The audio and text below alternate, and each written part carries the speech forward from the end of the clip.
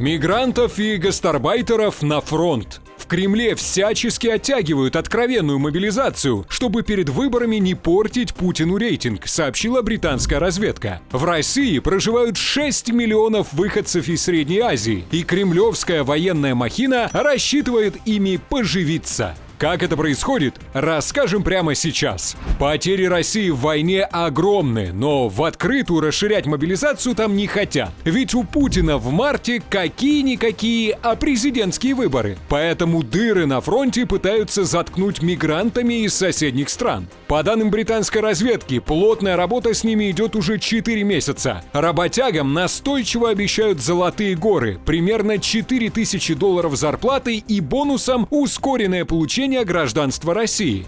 Однако, видимо, это не очень-то работает, ведь в прессу просачиваются сообщения о насильственной мобилизации гастарбайтеров. По информации британских разведчиков, это произошло с группой строителей-узбеков, приехавших в оккупированный Мариуполь. У них забрали паспорта и без лишних разговоров отправили на фронт. Не церемонятся и с новообращенными россиянами. До тимчасово окупованого Донецька прибувають нещодавно мобілізовані росіяни. Більшість з яких колишні трудові мігранти, які свого часу приїжджали на заробітки, наприклад, до Москви, та мали необережність отримати російські паспорти. Зі слів самих мигрантов, вони мобилизованы фактично силоміць. На мигрантов, получивших российское гражданство, полиция устроила настоящую облаву во многих регионах. Например, в Красноярске на местном рынке задержали сразу 20 человек за то, что они не стали на воинский учет. Большинству из них принудительно вручили повестки. Понятно, больше там разговариваю. Кроме того, российские правозащитники подтверждают, у мигрантов, подающих документы на получение российского гражданства, их не принимают, пока люди не подпишут армейские контракты. Также для давления на бесправных мигрантов активно используют полицию. Человек, не буду называть имя, не буду называть регион, из одной из центральноазиатских республик, который был задержан на улице по какой-то причине, но совершенно вне связи с этой причиной на него оказала давление полиция и потребовала его согласия на заключение контракта. Он согласие дал. Как только он дал согласие, его немедленно отправили в военкомат, где он подписал под давлением этот самый контракт. И тут же был отправлен в воинскую часть. Не так давно он оттуда дезертировал.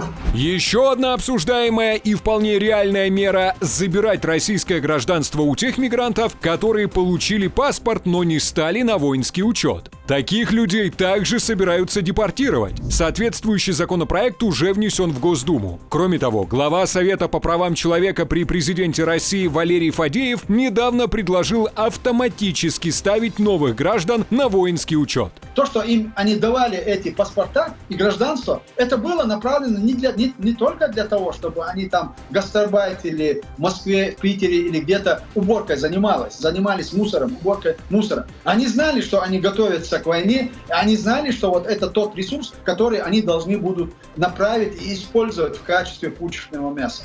Россия также развернула рекрутинговую кампанию и в соседних странах, в частности, Армении и Казахстане. Там пытаются окучивать этнических русских и обещают им еще больше. $5000 единоразовой выплаты и ежемесячная зарплата около 2000. Сколько набралось желающих, неизвестно. Тем временем российские соцсети полнятся слухами, что новая волна мобилизации таки будет объявлена. И очень скоро, в конце сентября. Многие уверены, Путину плевать на теоретическое недовольство сограждан, ведь оно ни на что не влияет. И именно для этого в России недавно расширили границы призывного возраста от 18 до 30 лет. Кому в нынешних условиях хочется получать российское гражданство – вопрос открытый. Однако правозащитники призывают мигрантов в России как можно скорее отказаться от этого паспорта и вернуться на родину, пока есть такая возможность.